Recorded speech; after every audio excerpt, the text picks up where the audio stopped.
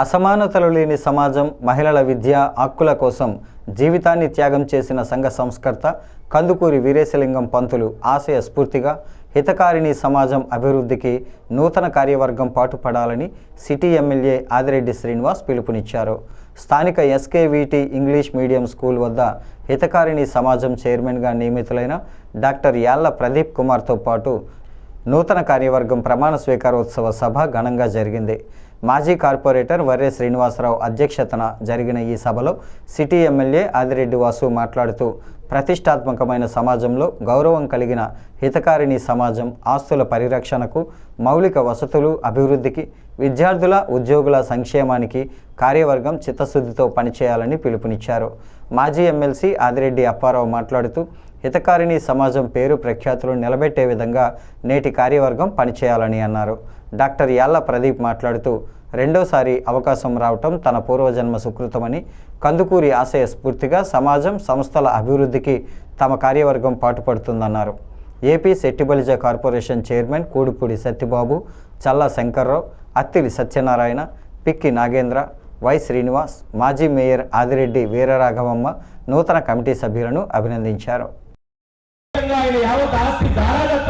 సమాజ హితం కోసం అన్నది మనందరం కూడా విన్నాం. ఆస్తుల్ని ఏ విధంగా తిరిగేయాలని చూసారు, కానీ ఆస్తుల్ని పరిరక్షించాలి, అభివృద్ధి చేయాలన్న ఆలోచన ఈనాడు కూడా వైసీపీ వాళ్ళు ఆలోచించాల. దౌర్భాగ్యం, దురదృష్టకరం. అంతకుముందు మనం వేసిన కమిటీలో కొంతమంది ఉన్నారు.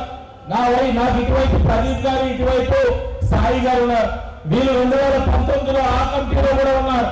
వీళ్ళాడు ఆ కమిటీని ఏ విధంగా అభివృద్ధి చేయాలి, సంస్థ ఆస్తులు ఏ విధంగా పరిరక్షించాలి, ఎలా అభివృద్ధి చేసి పిల్లలకి ఏ విధంగా మెరుగైన వైద్యం, నాణ్యమైన విద్య అందించాలన్నది ఆలోచించేవారు. కానీ సామాజికంగానే మహిళలందరూ కూడా చైతన్యవంతులు అవ్వాలన్నది కూటమి తాలూకు ఆలోచన ఇక్కడే కనబడతా ఉంది.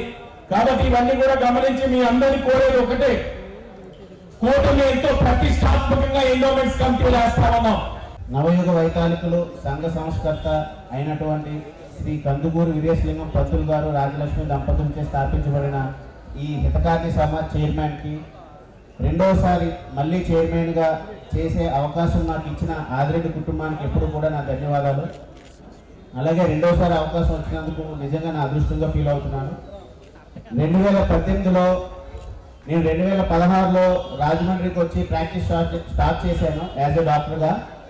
2016లో అప్పారావు గారు, వాసు గారు అన్న అప్పుడు గణకృష్ణ గారు కూడా నాకు చదువుకున్న వ్యక్తి చైర్మన్గా ఉండాలి అని చెప్పి నాకు అవకాశం ఇవ్వడానికి వచ్చినప్పుడు నిజంగా నేను అలానే నా కుటుంబ సభ్యులు కూడా భయపడ్డారు.